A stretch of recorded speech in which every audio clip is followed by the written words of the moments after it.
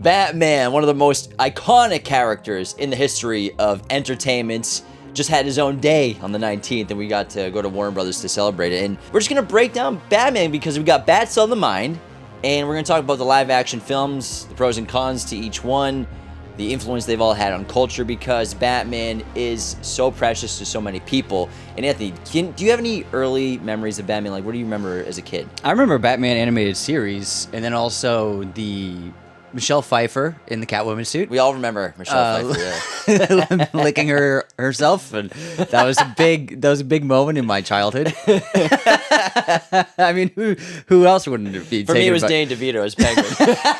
same kind of reaction in the Ducks. Sexual awakening. Yeah, but I mean, I think Michelle Pfeiffer was seared into my brain as a 6-year-old. But also it was like we watched the Burton Batman movies when we were kids, and we had the animated series, and then we had Val Kilmer, and then we got George Clooney.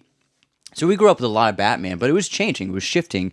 It was before there was like a very consistent actor in the role. It was never like James Bond. I mean, Keaton did it twice, but then it was like a new actor every time. And then Bale came in, did 3 films. So we were growing up at a time where it was not quite solidified that it was like a James Bond-esque franchise where you're having an actor reprise the role multiple times. It's not just the actors, though. And what was cool is we got to Warner Brothers, we saw a bunch of the Batmobiles, which was so fun. Not my first time seeing them, but seeing 5 of them they had from different eras. They just didn't have the tumbler, which was a disappointment. That thing's huge. It was there. The tumbler? Yeah, it was in the showroom, remember?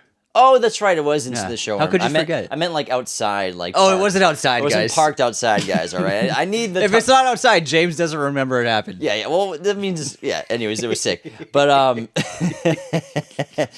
what I was saying is... I was saying something about... The tumbler?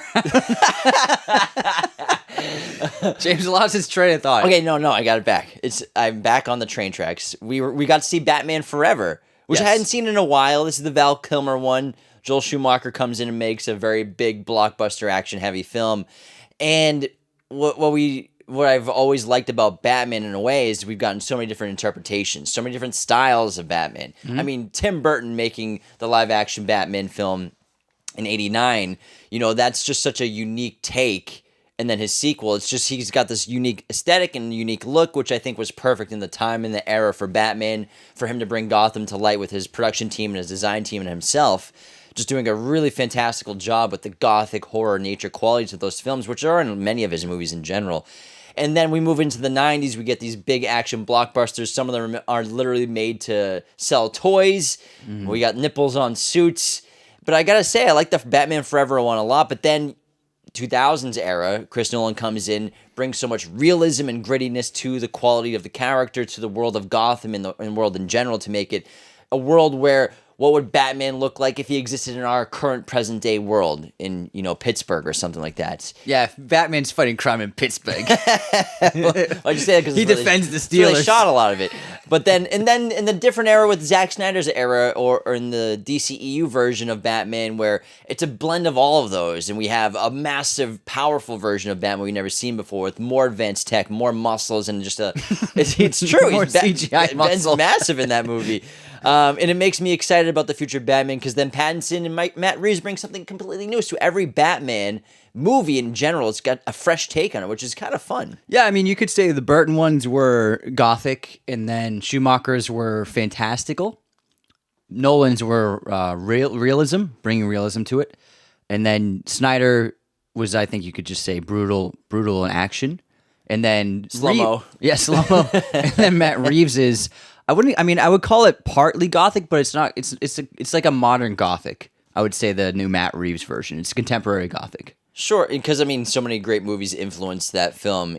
Prisoners is up there as one of those influences, but Zodiac in general, I think a lot of the aesthetic from Zodiac is, kind of inspired the hell out of the Batman. We've done episodes on the Batman, the Dark Knight trilogy, but we got to do solo Batman. Trilogy. We promise we will. We will do it. We should at some point. People were asking about it. But I think that Batman's just heading in such a great direction because the Matt Reeves version is so modern in a very, very excellent way.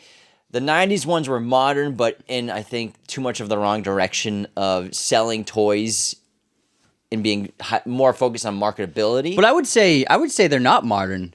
The tech and the CGI at the time was modern, but those films what surprised me, because I remembered a little bit of it, but the design of those films, they are 1940s noir films. Yeah. Schumacher's vision was noir. Look at Nicole Kidman and her hair and makeup and the way she speaks, and it's like this was a detective 1940s movie. Like you could imagine Humphrey Bogart is the lead character of this movie. The way they shot it was very 40s noir, and then you combine that with the fantastical nature of the comic books, and you got this really strange but also pretty entertaining and cool blend of ideas.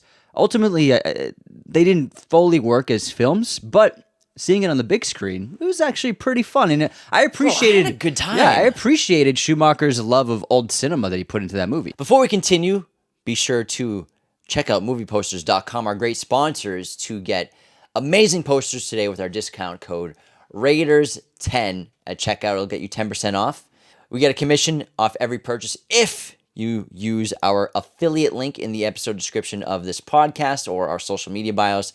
Click that link to access the website with our discounts. Use our code Raiders10 at checkout to get 10% off. It's a win-win for everybody. Movieposters.com. I had a really, really good time with Batman Forever. There's so many points of it where you're just like, that's kind of makes no sense or it's too campy. But there's a lot of good stuff in there. There's a lot of really good, massive filmmaking elements into that film.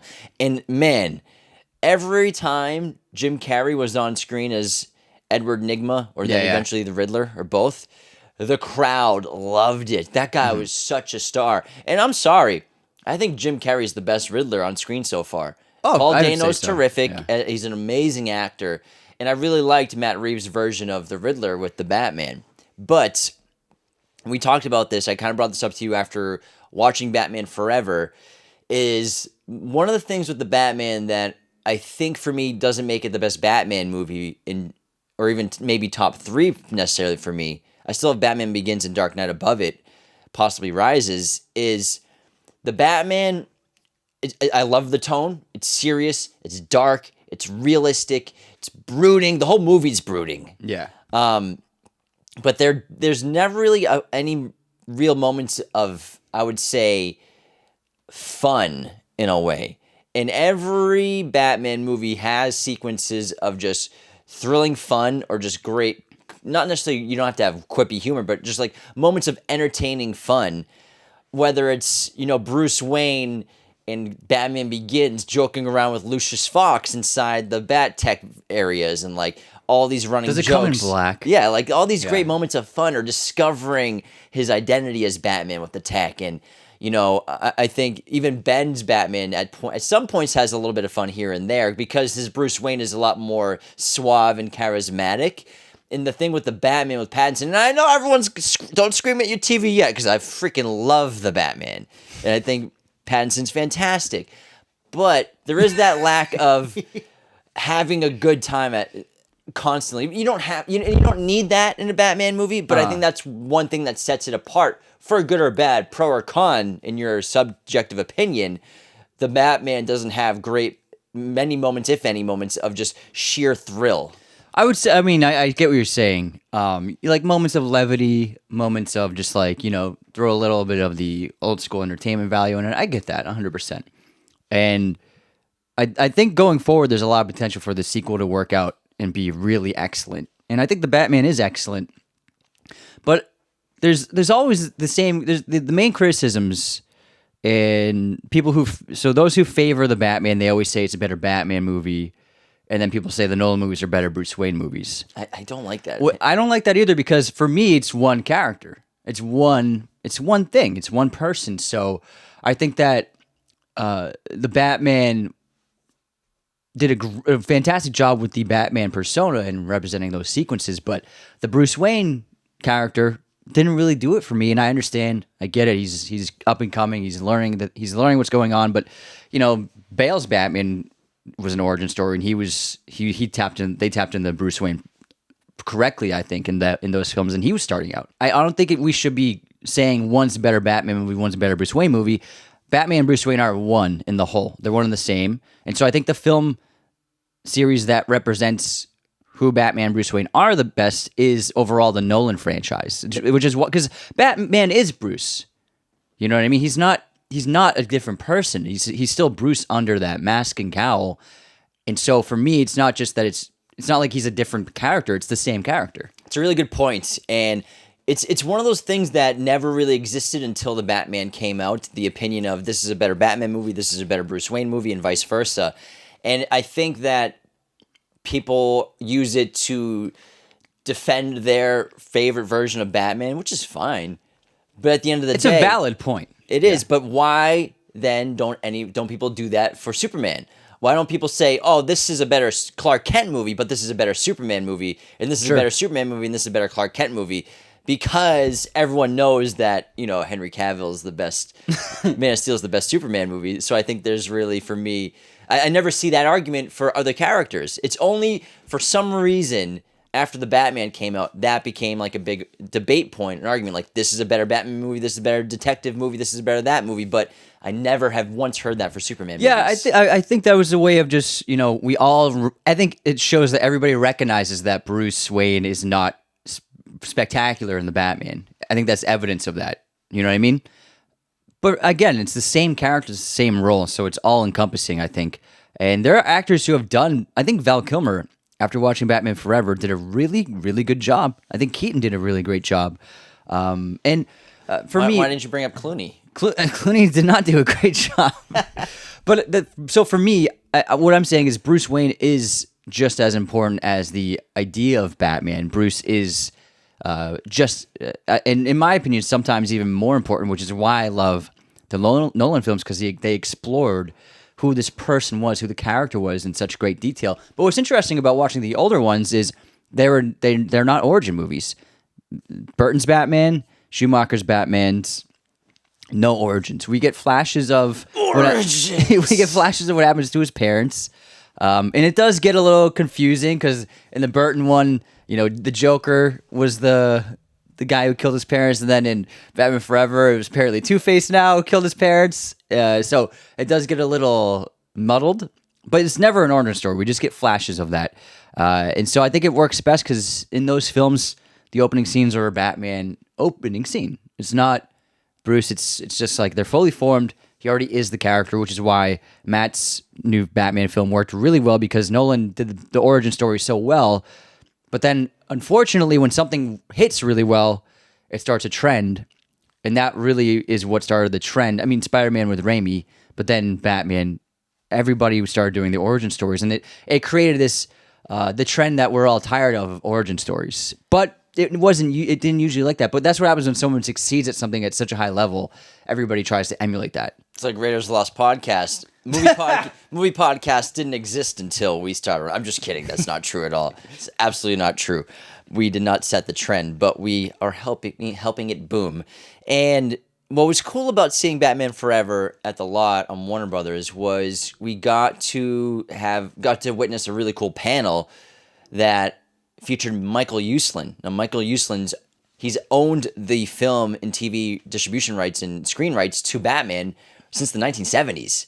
And this guy, he's the Batman guy. And it was a full circle moment for Anthony and I, because we met him in 2012. My college graduation, he was the speaker, the commencement speaker. And then the school facilitated Anthony and I meeting him because they knew we were filmmakers. And it was really cool to meet him back then. James was a celebrity at his school. There was a banner in their cafeteria, and it was James holding a camera. I peaked at 19. It's been downhill ever since. But no, for me, it was because they didn't tell us who the guest speaker was going to be, and then he came on stage, and we guessed it before, like, when they were introducing the person. And it was full circle because we got to meet him, and he's a great Batman fan. He's probably the biggest Batman fan to ever exist, honestly. And his origin story is really interesting as well, because he started off in a comic department. He wasn't a comic writer, but he was interning. And then I remember the story he told at my graduation where he's like, one day, someone came to my desk and said, "Hey, do you know anything about this character?" And I lied. And he's like, and I said, "Yeah, I know about that character." He's like, "Could you write a comic by like next Tuesday about this character?" "Oh, totally. I know all about this character. I can write a whole comic book for you, no problem." And then the guy's like, "Okay, great. Bring it on my desk in like 3 days." And Michael Uslan was like, "I have never written a comic in my life. Like, I just straight up lied, but it was an opportunity that presented itself to him, and he took advantage of it. And look at him now. Now he owns the rights to Batman. He's an EP on every single Batman movie. He's creatively involved to an extent, but every director, of course, is in charge of the creative vision of a movie, but he's the guy. If you're making a Batman movie, Michael Uslan's your guy. And Do you know how much he bought the rights for? I'm not sure, but it probably wasn't as valuable as it is now. Yeah. Because this was 1970s, and there was just a TV show. 1966 Batman movie, but that wasn't a huge hit and didn't obviously span sequels or anything. So you're talking about and you got to picture a Hollywood that superheroes weren't a thing at all with entertainment on the big screen at all, really. You know what I mean? And sure, TV shows here and there, and Adam West's TV show is popular for sure, but the trends in Hollywood in the 70s, horror, westerns, big dramas, space movies, I mean, superhero movies did not really exist at that time. And then until Superman comes out in, 1970? 79? 79, something like that. 79? And so, but then Michael Uslan talked about how for 10 years he tried to get a Batman movie made. So he started pitching it to studios in 1979. And then it wasn't until they were able to make it with Burton in 1989 with the first Batman film that it was like a dream come true for him. So I don't know how much he paid for the rights, but he just had so many cool insights and had fun anecdotes about the legacy of Batman. And he had 2 Batman shirts on, which was really funny. But this guy is the guy when it comes to Batman. He wrote this book called The Boy Who Loved Batman back in the day.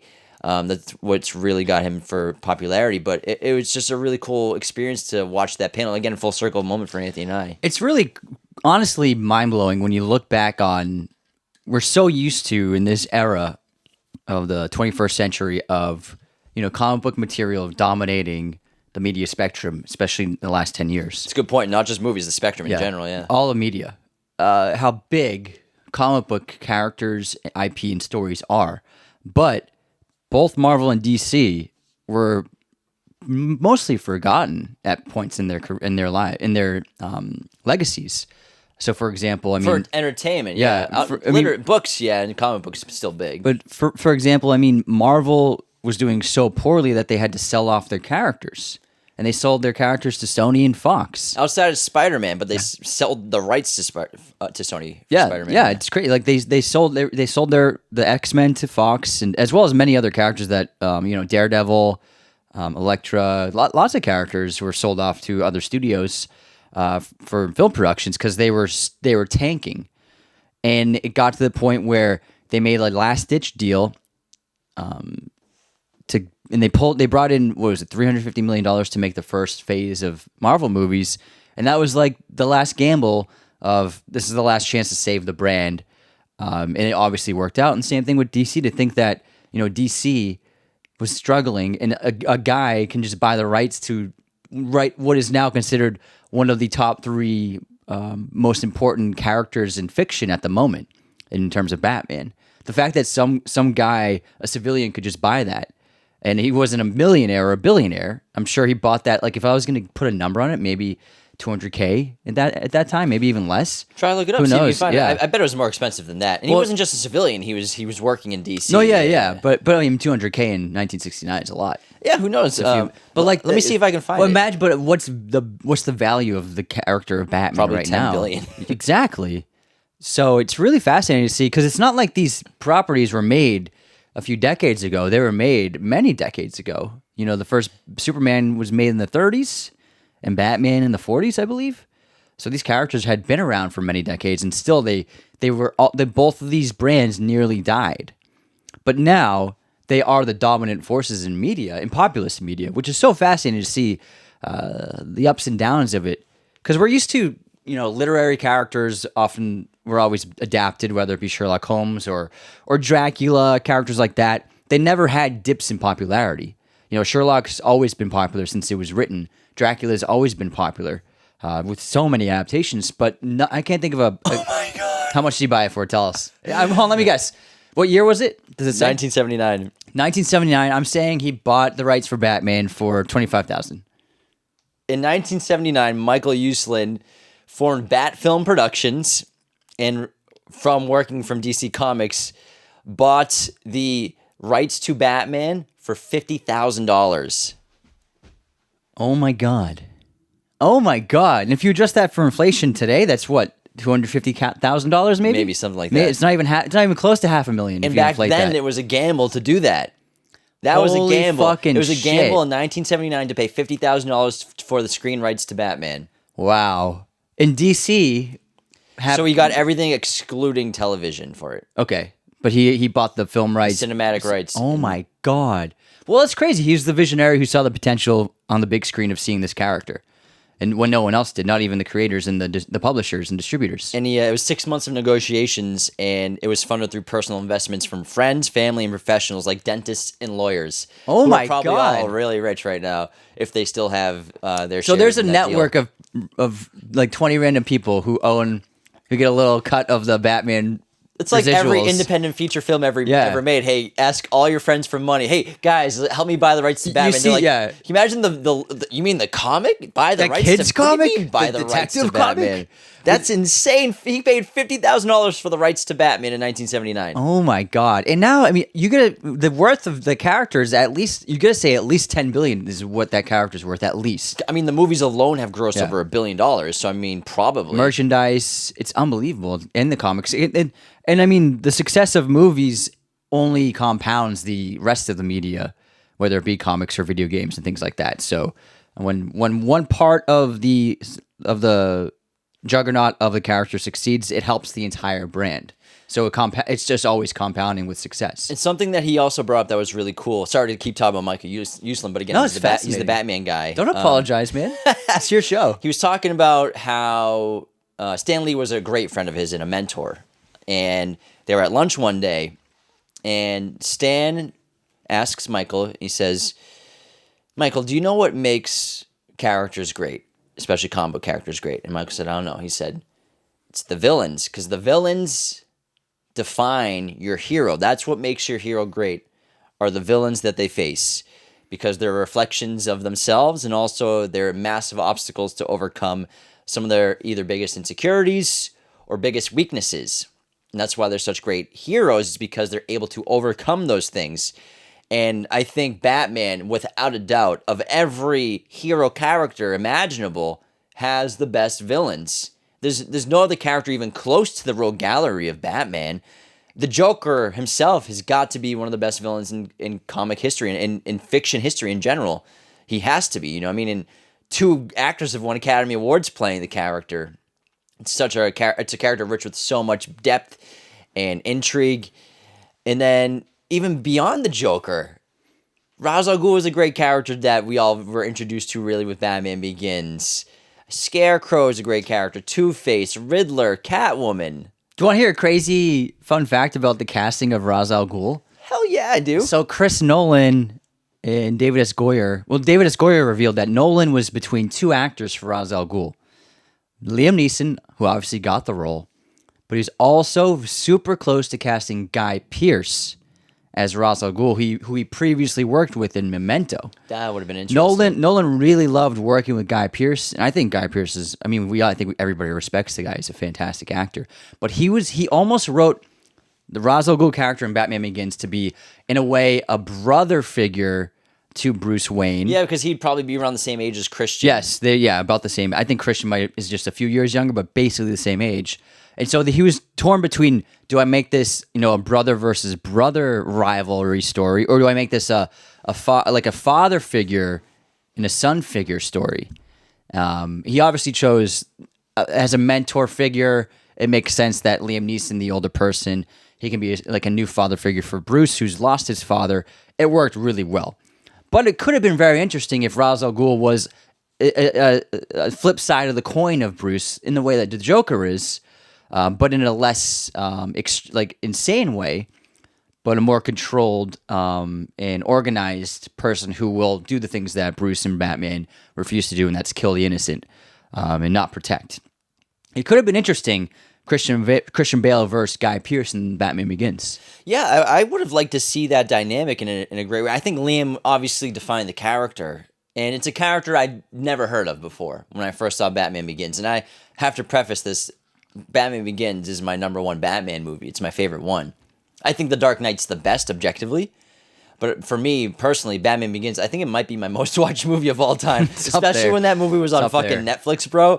I'd put that on all the time. That score. It's an amazing score, yeah.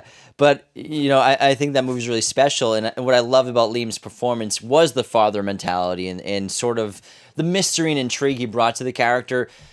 But, you know, I think the balls on Goyer and Nolan were huge to do that movie because, you know, Warner Brothers, when, you know, they're reading pitches and listening to pitches for Batman, they probably we want Joker right away, or we want Bane, or someone that everyone knows right away. Whereas Nolan and Goyer, I think, bravely just probably stuck to their guns and were like, no, we have a great story with this character, Ra's al Ghul, who's never really been explored in film. And also Scarecrow, who I think people know of Scarecrow. You know, he's in the animated series. He's a recognizable name. I would say, other than Joker, Scarecrow is the most recognizable villain for Batman before Batman Begins. Catwoman. Okay, Catwoman, yeah. Catwoman. Yeah. Two-Face. Two-Face, too. Riddler. Scarecrow is up there. Scareface. Watch out, Batman. Scareface is coming. I'm sorry, you can't. Riddler, Two-Face, and Catwoman are definitely above Scarecrow. Yeah, they have movies. And Poison Ivy. Never mind. Yeah, exactly. So, like, just keep going through the road gallery, and you're wrong. Just face it, you're wrong, Anthony. I'm saying that. You're still saying I'm wrong. What more do you want? It's fun. You want me to just leave the room? But I think that was such a great thing to do because at the same time, you know, you're rejuvenating the franchise, and I think a smart way to do it is to save your big guns. And if you can prove that you can make a really great Batman movie without the big names, the world is your oyster. Then you can do anything. And then when the Joker's ready to be unleashed to the world, which it was, you know, I think if you open with the Joker in the first film, it's not as strong. It's not as strong of a character because I think that you have to define the world really solidly. You have to define Bruce and Batman effectively. And I don't think Joker should be part of his origin story. We get the card at the end of the movie. Well, it worked in Burton's. I think but that's why I think Batman Begins is better. Well, yeah, for me with Joker. Better. For when I mean, what I preface it with was reinventing the world and reinventing the franchise. Okay, you're saying for the new version. So I was saying when you're reinvigorating it, save your big guns because we'd seen the Joker. You know, what I mean, multiple times to this point. And so it's now let's get a fresh take, and then we get the Joker going. You know what I think was even braver than that, though, of not doing the Joker was you don't see Batman in the film until 40 minutes into the movie. And this was a big risk, and Goyer said that he and Nolan were constantly going back and forth with the studio about this. Because obviously Warner Brothers is like, what do you mean he's not Batman until like the end of the first act, which is like 40 minutes long. And you want to jump timelines? Yeah. What's going on here? They even made an alternate cut where one of the Batman action scenes is the opening of the film. Which one? It would have been the messing up Falcone's drug deal. That wouldn't have worked as well. So they made a cut. Goyer said this. He said they made a cut where that opened the film, and then it cut to young Bruce. And the film opens with young Bruce running through Wayne Manor with Katie Holmes' character, Kid. And they're Rachel. Rachel. How could you forget Rachel? Well, it's because I think I associate Rachel with Gyllenhaal. Sure. More than Katie Holmes, I think. Rachel. So little Bruce and little Rachel are running through the grasses of Wayne Manor. That's the opening of Batman Begins. Finders keepers. Finders keepers. And then he falls into the well, which is great. I love the opening. But, I understand Warner Brothers. They were like, what do you mean Batman's not in this movie for the first 40 minutes? I'm sure they were like, what the fuck? But, he stuck to his guns. It wouldn't have worked if they opened with an action scene. Because, and I agree, Batman Begins is my second favorite Batman film. Because it really shows you who this guy is. Because Batman's so cool. He's got the suit. He fights crime. He's crazy. He's insane. What the fuck? What a fucking crazy dude. We love him. But it's like, what's more interesting is who's the guy who did that? And in all the other films, you already saw him post creating the persona. And so what works so well at Batman Begins is for 40 minutes, you're like, this is what shaped the guy who decided to do this. And you believe every second of it. And you end up really loving the character so that when he finally puts on the cowl, it's Bruce putting on the cowl. It's not just Batman, if that makes sense. And I think in the other Batman movies, Batman's always first. Which is fine. It yeah. works, dude. It works so good in Batman Forever. Yeah, it works. It works good, really well in all the movies. But Batman's the first thing you see in all those movies. But in Nolan's film, he's like, no, you're going to spend time with Bruce and understand who this guy is, and then you're going to meet Batman. What's really interesting about it is when you watch the other Batman films, the older ones, a lot of them actually pose that question, like, what kind of guy would do this? What kind of man would devote his life to helping others, saving strangers, fighting crime, dressed as a bat? What kind of person would go to those lengths and depths? And it's all really answered in Batman Begins, and exploring the trauma of Bruce's past, which is his trauma and then his grief fuel everything that he does. First, he directs it to revenge and vengeance, but it doesn't work out for him. He learns the error of his ways, much through his mentor, Ra's al Ghul, who ends up being the villain of the film. But he learns a lot of wisdom through Ra's al Ghul, how not to use your grief for vengeance, but use it for good and direct in the right way. And I think that's why I think Batman Begins. Your anger outweighs your guilt. I've had training. I would say that's one of the reasons why Batman Begins is my favorite, is because the origin story is so strong and so great. And it's a character that I'd seen 1,000 times before that, whether it's the animated movies, TV show, or the movies of the past. And yeah, you get little snippets here and there. Batman Forever, it's not done super well with the kind of corny flashbacks of the bat flying in the silhouette of the cave. It looks good. Honestly, it was fun. But I mean, sometimes the giant bat flashbacks just like happen out of nowhere. Yeah. Like a rose falls on the ground. It's like, oh, hold on, like it's hitting me. You know what I mean? Doctor, it's happening again. It's happening again. Your repressed memories, Bruce. Oh, don't fight it. But it's funny that we're doing this episode because I was at the gym the other day. I do work out. Don't worry, Anthony. Everyone can tell. I work out. And Snyder's Batman vs Superman was on. Okay. It was the opening, so I hadn't seen the opening for a while. So it was Bruce coming into the city during the Zod Kal-El fight, Zod Superman fight. Kal-El, no. And so it was actually, I was like, I haven't seen this in a while. I think it was a good way to open Batman v Superman, and then also it showcased his origin story, super slow mo. I don't think Zach needed to throw that in, but it visually looks great. But my favorite shot about it was he goes a little surrealist with it, whereas Bruce is in the well, the bats fly out, and then he starts elevating up the well, and then he throws the camera from the bottom on the floor looking up, and Bruce is silhouetted rising up towards the light of the tunnel, and the bats are swarming around him. And then he tilts a little bit, and his body shapes into it looks like a bat, the way his body turns. So it looks like he's a bat rising out of the well, which is really cool visually. Really cool. Oh, yeah. I'd like to get back to the villains, too, because... Oh, yeah, it's back to Scarecrow. Back to Scareface. The number one villain in the Batman Rogue Gallery, Anthony, according to him, is Scareface over there. We've seen several great ones in cinema, but obviously I think Joker, for me, is the best villain, but to an extent might be overdone at this point. And I think kudos to Matt Reeves obviously we have a little cameo of the Joker and Batman, and obviously a deleted scene, which is really interesting. But for the next film, we don't know who the villain officially is going to be, but he teased recently that it's going to be a character that he doesn't think has been done in cinema before. He said that? Yeah, so he said it's a character that I don't think's ever been done before. So then it's got to be Clayface. I don't know if it'll be Clayface, because... It's either Clayface or Scareface. There's other characters, Anthony. Like, it could be Hush. Who is Hush? Hush is another villain in the Rogue Gallery. Got he's got bodysuit and mask or something? He's got, like... let me how to describe the mask. This guy. Fabric mask, like, kind of wrapped around him like a... Let me Google him. Hold on. I'm Google. But there's other characters that we've never seen in cinema.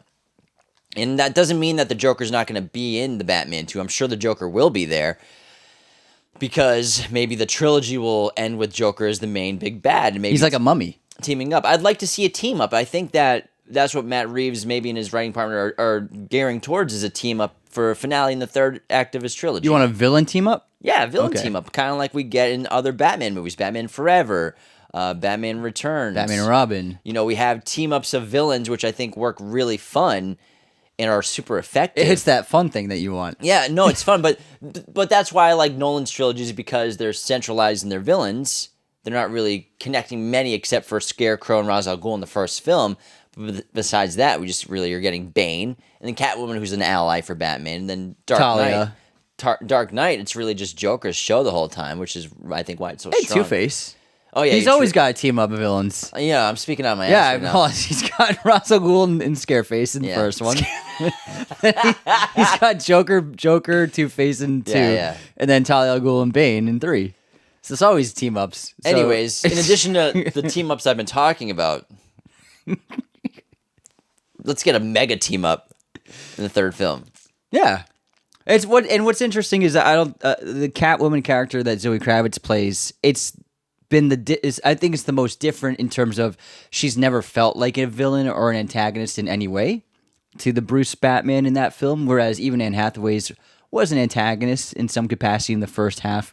Michelle Pfeiffer also absolutely an antagonist to Bruce Batman and Batman Returns. So, but Zoe's Catwoman, I think pretty quickly is an ally to him, which is different. Which is, I think, was a good way to change up the character of Catwoman.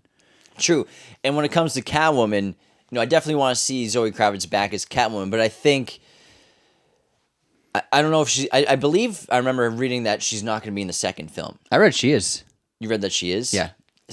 I feel like the way to go about it is to not have Catwoman in the second film, bring her back for the third film, but bring in a new sidekick for the second film. Bring in a Nightwing or a Robin character. Because when we're watching Batman Forever, we all remember the corny laundry scene of Chris O'Donnell wringing out his clothes with Kung Fu in gymnastics. Which is a 15-second scene, by the way. It was like gone. It started and it was over. It was I kinda didn't fun. have time to breathe. But I really loved the dynamic of Robin. And it made me want Robin back as a character cinematically, because it's for some reason he's always around in a lot of the animated movies and some of the other films. But I think having a Robin character to complement Batman as an ally or a Nightwing, I think that would be something really, really smart to do for Matt Reeves in the future of Batman. I don't see Robin in his story. Why not?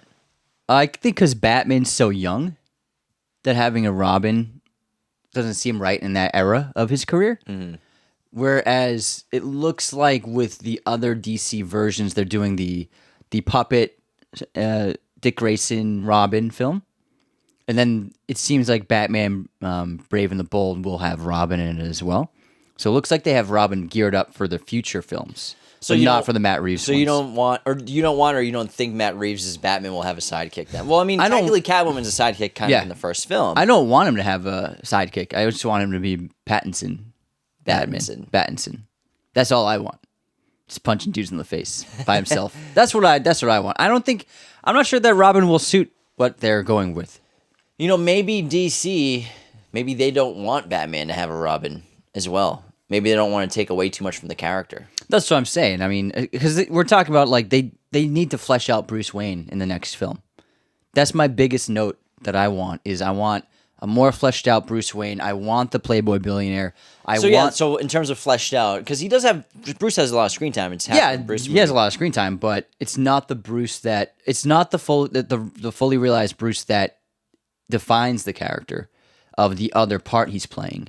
He's just playing the part of Batman, but he's not playing the fake Bruce Wayne, which is what I want in the second film. I think that's an important thing that needs to start heading in that direction, because especially if you're going to make your movie involved in politics and the wealthy and the elite of your city and social hierarchies, I think Bruce has to be involved in that storyline somehow, outside of just going to a funeral for somebody.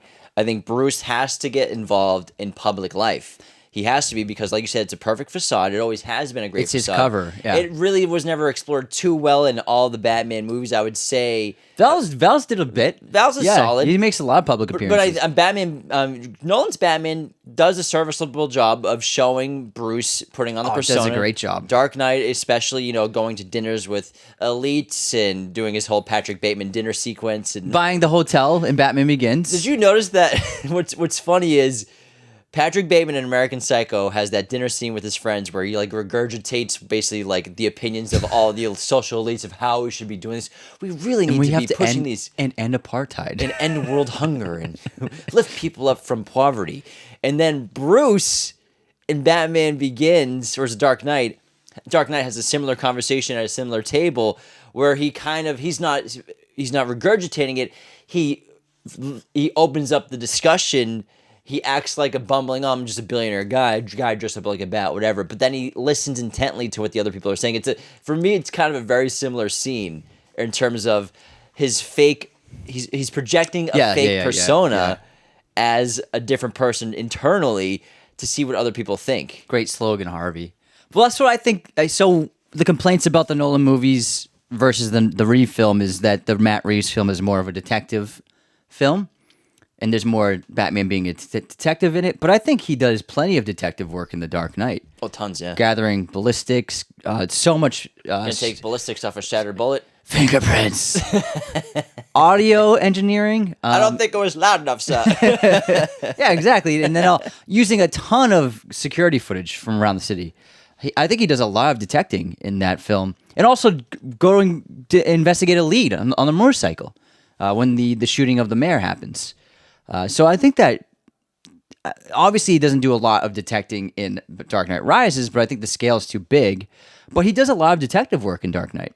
And I think that a lot of people who argue against that maybe watch that film again. He does a lot of detective work in that. And also quite a little bit in Batman Begins. He does plenty, I think. And he does enough of it. And that's why I think those films are so great, because it's balanced everything. From you have the real Bruce Wayne, the stoic... justice-seeking man who wants to make the world better, to inspired by the death of his parents to not let that happen to people anymore. And then you have the fake Bruce Wayne, the playboy billionaire, who's his cover, where there's no way anyone could suspect that this guy, who has the resources to do something like Batman's doing, but there's no way this guy is Batman, because look at him. He's a flamboyant billionaire who's out dating models and buying hotels. And then I think they did a great job capturing the Batman character as well. So all three of the roles, because the character is three personas that you're seeing on screen, three different personas. There's one true persona, then there's the two roles he's playing, two masks he's wearing. And I think the Dark Knight trilogy is the only one that's really captured that in an amazing way. Yes and no. I want to answer that question, but first I want to talk about great ways you can support Raiders of the Lost podcast. First of all, we have a new membership program on YouTube where you get access to episodes early. So if we schedule an episode, you can watch it as it's scheduled before it gets released to the public. You can also watch bonus episodes there as well. And we love everyone who would sign up for that. It'd be really helpful. There's different tiers of membership, just like our Patreon, which is a little different. Patreon's a different subscription service where you get access to bonus episodes as well, but you also get access to the Letterboxd recap, which is only on Patreon. Plus, you get access to our Discord. We just had a watch party. We did Knives Out the other night. It was a lot of fun. So Patreon has different perks than YouTube memberships. Both are different ways to support us. Either one's fantastic. We'd appreciate it. If you want to do both, then, man, you are just the light of our life. Another great way to support the show. Engage with our content on Instagram, TikTok. Leave those comments. Share our videos. It's how we get access to early screenings. It's how we got to go to Warner Brothers to hang out on the lot and watch Batman Forever, press junkets, interviews. It's all because of everyone engaging with our content. Leaving those 5-star ratings and reviews on Spotify and Apple are also integral to our show. Be sure to do those. I love reading written reviews out on Apple Podcasts. I'll get to one of those in just a minute. Actually, let me pull that up while you run through our movie posters ad. This episode, like always, is sponsored by our amazing sponsors at movieposters.com, the number one place to get all your movie posters online. They have a huge selection of pretty much every film and TV show imaginable in their gigantic poster library, as well as all sorts of sizes, framing, and even backlighting for your poster needs. Backlit posters make your house look like a movie theater. They also have really cool poster frames of all sorts of sizes for whatever kind of poster you get. These are UV blocking, so they protect your posters for years to come. They have a huge selection of old Hollywood classic films, international prints, really cool alternate designs by talented artists. So everything you can think of as a film, a fan, and a lover A film and television. As a film? A film So of film. as a film, As a film as you of- films are listening. All you films out there, get your fans at movieposters.com. The number one place for all your posters. Use our promo code Raiders10. That'll always get you 10% off your orders, as well as the affiliate link in our episode description and the social media bio on our social media pages. That gives James and I a little cut of the action. And make sure when you do buy your stuff there, always tell them we sent you. All right, I have a great 5-star written review on Apple Podcasts. I'd love to read out. We're gonna skip our intermission today. I got unsubscribes though. Okay, you got unsubscribed. Good. We've been bulking up on unsubscribes. So this is from Nafis Anwar, 5 stars, 10 out of 10 podcast. I absolutely love listening to you guys whenever I'm lounging around because the sheer joy and excitement you have for each movie on the show just makes me appreciate them more. Keep doing what you're doing. Would love to talk movies one day. Nafis, thank you so much for leaving that 5-star written review. We're so glad that our love of film is helping you expand on your love in film and appreciate them more. That's what we love to hear. That makes us smile. So thank you so much for taking the time to go to Apple Podcasts to leave that review. That's great. All right, next, I got to burn through a bunch of unsubscribes. We haven't done them in Burn 'em, baby. literally 2 weeks, I think. All right, Spidey Games. God, it's called market cap, not revenue. Talking about Disney. This is the final straw. Unsubscribed. We're not business podcast for a reason. Peyton, cockadoo. It's cockatoo. Unsubscribed. That was me. I called the bird a cockadoo. Again, we're not an animal podcast for a reason. He's just going to keep making excuses for our failures. Everyone's favorite comic nerd. You're a huge Paul Thomas Anderson films? You guys didn't tell me you were movies. Unsubscribe. That was so funny. All right, Cozy Queen. It was the opening. Your Yeah. opening of the One Battle After Another episode. Was it me or was it you? No, it was you. Because someone said it was 3 seconds in. No, it was you. All right, you edited it. Yeah, I edited it. That's why I know about it. Yeah. All right, Cozy Queen. Dudes, Adria Dele is disrespectful. Frozen fans are going to unsubscribe. My first time reading the name. And it rarely goes well when that happens. Rarely. Never goes well. Nick, nope. One battle after another review? This is just like Sinners. Unsubscribed. That's a meta joke because we were the first ones to do one. Tanner, you guys are lucky you mentioned Sinners 9 minutes into this episode. I was about to unsubscribe. Emma, I was at work and audibly laughed when you said Danny Day-Lewis was doing press with his son, Rowan Atkinson. Unsubscribe because you're going to get me fired. That was one of the funniest things in months on the show, honestly. This is a good one. Ready? Isaac. This can't seriously be how I found out my boys aren't Gen Z. WTF. Sorry, pal. Millennials. Sorry, pal. We are millennials. We look young on camera, as we're told. Thank God. So, yeah. But I don't feel young. My neck and back don't feel We're up young. there. All right, Tommy Stark. If James ever stops doing his Mario impersonation, you better believe I'll unsubscribe. Woohoo! The smile on James's face that just happened. Oh my God! Holy shit! Mario. Ryan Loftus. Thanks, guys. Ryan Loftus. First comment, unsubscribed. Simple, to the point. All right. Evan Mortarana. At minute 36, people are probably screaming in their cars right now. How'd you know I was in my car? Unsubscribed. This is great stuff. Then we got. That's not unsubscribe. Hold on, getting to them. Okay, here we go. Brian Jeffrey pushes glasses up. Wrong. Alan Silvestri did the score for Predator, not Jerry Goldsmith. Unsubscribed. Yeah. Good call. Bum, bum, bum, Nolan, bum, bum. the cigarettes in Avatar are fake? Unsubscribed. All right, that's it, everybody. Thanks for sending those in. They always crack us up, make us giggle. You can fact check us. You can make fun of us, whatever. We'll read them on the show, guys. We will read them on the show, but you have to include unsubscribed. Unsubscribed! No, let's get back into Batman. Yes. And also chat about, I gotta say, how many episodes in a row is this people loving my Mario impression that they want to keep hearing more of it? Doesn't mean you should keep doing it. I don't know. Less is more, James. I feel like less is more. I feel like it's a hit. Less is more. 2 weeks. I wouldn't call it. We got two positive comments. All right. I Hold feel your like horses. we might get some more now. Hold your horses. I mean, I gotta start. You did an Instagram poll of it, right? Did it go well? Did I do an Instagram poll? Yeah. Oh yeah, I forgot about that. Did it go well? I want to pull that up and see where it was at. I remember I won. Hold on, you talk about something while I pull that up. Going back to Tim Burton, I think he deserves a lot of credit because if that first Batman movie didn't work out, we most likely wouldn't be seeing so many great Batman films in the past couple of decades. And it's really his ingenuity, his artistry, his vision for that film. In a lot of ways, it really captured an excellent version of Batman, the essence of the character, the world building. It's an amazing Gotham, the design of the film, but also having the mindset to cast Michael Keaton, who it was a struggle getting him confirmed for that role from the studio, and to entrust this guy who had done some dramatic roles, but some comedic roles, but he wasn't considered obviously an action person. Or what did he do with Burton before Batman? Nothing. No, they did a movie together, didn't they? Not that I can think of. I might be mistaken, but I'm not sure. I thought they worked on something. I don't know. Beetlejuice. Was that before Batman? Yeah. Oh yeah, right. Whoops.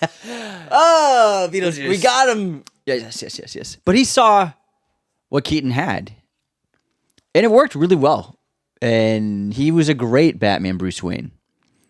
I think that Keaton-Burton's collaboration on that really solidified the potential of the character on the big screen. It was a gigantic hit, and Warner Brothers realized, oh, we have a diamond on our hands, and it's because of that movie. The miniature work, the special effects, the practical stunt work, the suit was really well designed. Getting the illustrious and legendary Jack Nicholson as the role of the Joker. So many aspects of that film worked, which is why I think we're sitting here talking about more Batman movies. Yeah, real quick, I found the poll. Do you want more of James's Mario impression? Can you guess what the results are? 80-20. 85-15. 85% voted Wow. yes. How many votes? Let's see. It looks like a couple thousand. Really? No, not a couple. A lot. Okay. Several hundred. Wow. So That's overwhelming. it's an overwhelming majority. Want more of mine. Did you vote? I did not vote. I'm surprised you didn't. I should have voted no. I should have voted no. Yeah, I should have. No, Tim Burton, the guy's a genius. And, I think people who grew up in the 21st century, born in this century too, they might not understand how big of a filmmaker he was back in the 80s and 90s. He was the guy. He was the guy that Warner Brothers gave the keys to the kingdom to make Batman. And he was making really interesting films and massive hits and just critically loved movies and so creative and inventive. He's an auteur. He's got this very specific style. But Tim Burton was so popular. He still is. He was so popular that Night Before Christmas was called Tim Burton's Nightmare Before Christmas. He didn't even direct it. That's how big his name, how much weight his name carried. And you're right. If he didn't make Batman and someone else took the lead to do that, it probably wouldn't have been as good. It probably wouldn't have been as memorable or as iconic or timeless. It probably wouldn't have had the same effect on culture. And who knows what superhero movies would look like today. It's actually a great point. He's so big that the first name you see in the credits of Batman Forever, in the opening title credits, was his name. A Tim Burton production. Yeah. It's the first credit of the movie. Yeah, and then it was Schumacher. Yeah. So he was just gigantic and massive. But it's a daunting thing. Like, how do you adapt Batman? Nobody had ever done it before for the big screen. What's the approach? What's the vision? What's the tone? How do you bring this character to life in a way that justifies a huge budget that Warner Brothers is putting up on this thing? And he just knocked it out of the park. He really did. I have a fun question for you. Like, if you were able to make a Batman movie, what kind of a Batman movie would you make? What kind of story or direction would you go in? I think I would go Batman Beyond and make it Blade Runner meets Iron Man tech. Gotham's Blade Runner kind of city, and then the bat suit would be a blend of Iron Man suit and Batman tech suit. I think that it's never been done before. It has so much potential to be very different. So define Batman tech suit.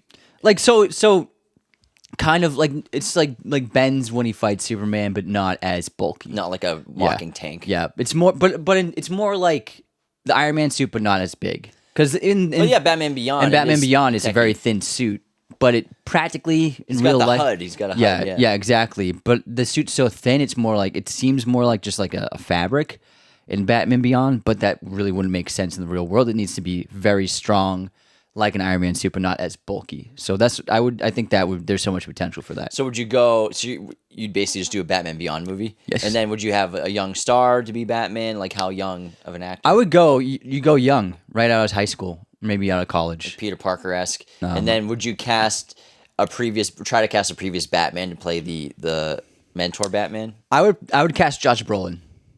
That's a good pick. as old Batman. That's a good pick. Yeah, the movie would be just as much about Bruce Wayne coming to the terms with the fact that he can't be Batman anymore, and that's as strong as a story. It's as important as the story as I can't remember Batman Beyond's character's name. Him learning how to be Batman.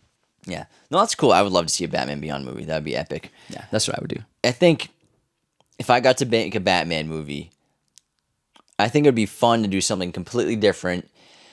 And maybe bring in the supernatural. Like, bring in a villain or an element or an antagonist that's not from the Rogue Gallery. Bring in, like, Dracula. Batman versus Dracula. Batman versus zombies or something like that. Like, how fun would it be to have, like, a Halloween-esque, like, time of year movie of Batman fighting a vampire? Like, how cool would that be? He goes to Transylvania. Because then it's Bat versus Bat. You know what I mean? I think that'd be fun. Nice stuff, man. Because, I mean, we've seen the Joker. We'll see the Joker more and more. We'll see Two-Face. We've seen them all. Isn't there, like, a giant bat villain from the animated series? I can't remember. There is a guy. Let me see. He's like that big brown bat, dude. Big brown bat. So, Batman, Bat villain. There's someone. So, Man-Bat. Man-Bat, yeah. Dr. Kirk Langstrom. Yep. There you go, man. There's your. Okay, that's what I would do. I would do Batman versus Man-Bat. Yeah, that dude. Yeah. Then it's a monster movie. Yeah. So go monster movie direction with it. That's cool. Like a horror monster movie starring Batman. Like that'd be cool. I'd watch that. But even just bringing in Dracula. Dracula's public domain, so Warner Brothers could do it. Yeah, they could. DC could. It's like why not? Public domain, man. Fuck it, man. Anyone can do Dracula. Try something new. I think that would be the cool thing, and I think that's what Matt Reeves is doing. You know, trying something new. You gotta mix it up. You gotta reinvent the character. You know, Pattinson was younger. Now he's kind of old to be doing his second film. He's way older than Bale in Dark Knight. Because not way older, but he is older. Bale was 32, I think, when he first got cast. Something and then like that. Pattinson, I think, was 34.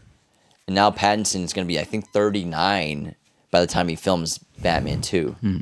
So, not that there's anything wrong with that, but like, is he still going to be the young Batman? He's going to be fucking 40, pushing 40. Man. I think, yeah. Will the story take place right after or years after? Who knows?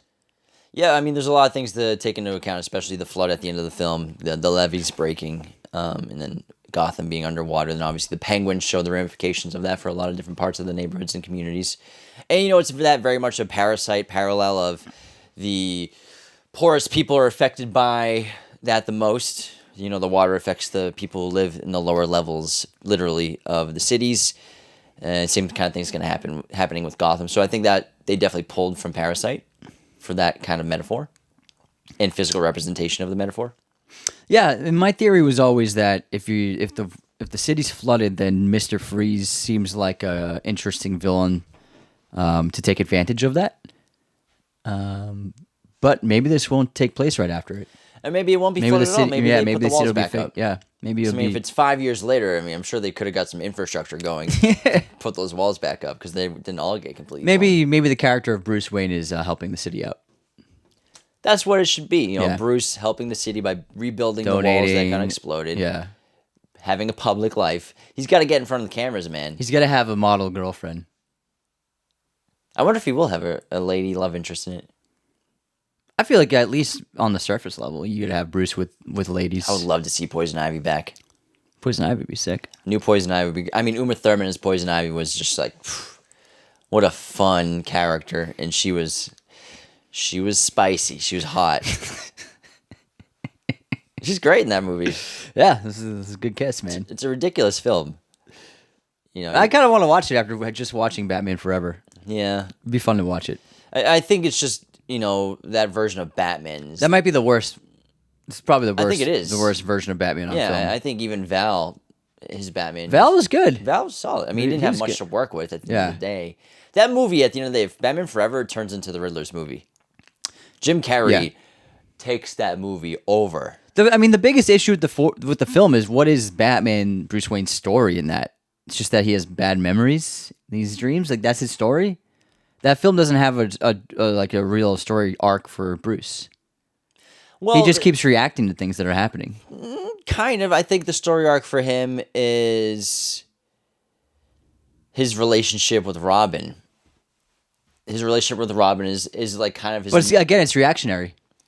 Yes and no. I mean, he's it's not reactionary because he turns him down multiple times, and then eventually says, "Okay, yes, you can be." So it's not reactionary because he says, "I'm going to quit being Batman." That's active character stuff right there. It doesn't really lead to anything. He doesn't actually. Do it. That's such a non-scene. He's like, I swear as a man, I'm totally gonna stop being Batman. I swear. The city's being destroyed by two supervillains, and you're deciding to quit being Batman right now. But it's active. Makes no sense. It's active. No, yeah, you're right. But it lasted 5 minutes. Yeah, it was very short lived. But I would say that it's an emotional journey for him.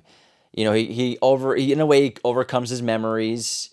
He has a new hot girlfriend. He's got a partner now. Nicole, what a knockout in that movie. The character is very... She's lustful. Nicole Kidman in Batman Forever is just, every scene just like, I fucking Batman. Whenever he's Batman, she's just like...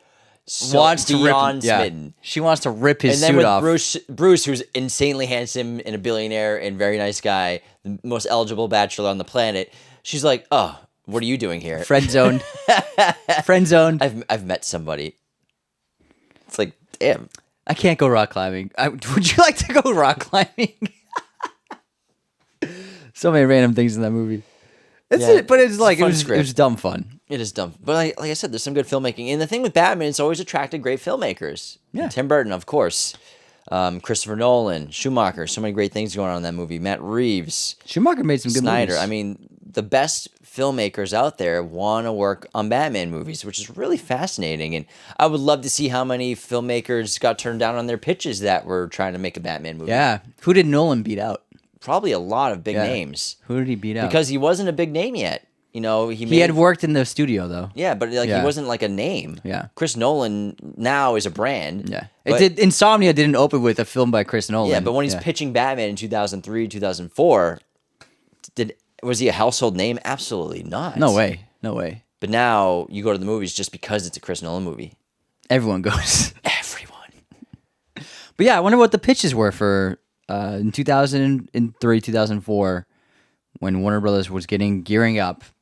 Who are the other directors who pitched it? And I wonder what those pitch meetings were like, what their visions were, why they went with Nolan. It's interesting to think about that. My guess is they went with Nolan probably because he had the best story. It seems. Yeah. I bet it was the best script. I bet it was the best story, and it seemed like the most. But he didn't have the script. He just had a pitch. Yeah, so it sounded like him and Goya wrote it after he got the job, and then they worked together writing the screenplay. So he sold his vision. His vision was Blade Runner, gritty realism, and then training. I think his vision, his pitch was origin story. Who is Bruce Wayne? How does he become Batman? I think that's what really was the pitch that sold it. He went, Origins! My name's Christopher Nolan, and I pitch Batman Origins! Yeah, that's probably really what put him over the edge, because the origin was never done in an extensive way. Well, man, I love Batman. It's always fun to chat Batman. Batman's, I think, the best comic book character written. I think it's the most interesting character and has the most complexity. And there's a reason why they keep getting made, and we're going to be seeing lots of Batman movies over the next 60 years, so Yeah. it's not slowing down anytime soon. We can all relate to Batman. You know, he's a superhero doesn't have superpowers. Yes, he's got high intellect. He's a genius. He's got great tech. He's wealthy as fuck. But at the end of the day, he doesn't have to be doing what he's doing. He's doing it by choice. He could be And chilling, He could just be chilling, dating billionaires, dating movie stars, going to Lakers games, dating movie stars. sitting courtside. But instead, he chooses to fight the same system that killed his parents, and it's admirable, and it's something that we all, you know, at some point in our lives, I think that's why I relate to. We all want to fight back against something that's holding us back or something that was done to us. I don't know. It's really relatable character, despite how wealthy and powerful and intelligent he is. He's still. I think we all still see him as that little boy. Yeah. That was just scared. Little Bruce. Little Bruce. Little Brucey Pie. Brucey Pie. You heard it here, folks. Brucey Pie. Brucey Pie. No, this was fun to chat about. You know, it was just Batman Day a few days ago. We thought it'd be fun to just chat about the character and Yeah. what we love about it in a free way and just kind of bounce around the films. And man, I love Batman, dude. Yeah, I'm really looking forward to the new film. I think there's so much upside potential to this being a great movie. All right, why don't we wrap this episode here then? Yeah, man. We'll wrap it up. Where's Rachel? You guys know what to do. Go to patreon.com/Raiders of a Lost Podcast to become a patron today of our show. Get awesome perks like bonus episodes, access to ad-free versions of every podcast, our Discord, Letterboxd recap, they're all there. Become a member on YouTube for access to early access of the show. You can also get bonus episodes there as well. Plus, subscribing on YouTube, becoming listeners on every platform possible, following us on Instagram, TikTok, Twitter. Do all the things that help us with our content. Engage, share, like, comments. That's the stuff that helps, even if it just takes one a week that you do. We appreciate it so much. Besides that, take care. See you next time.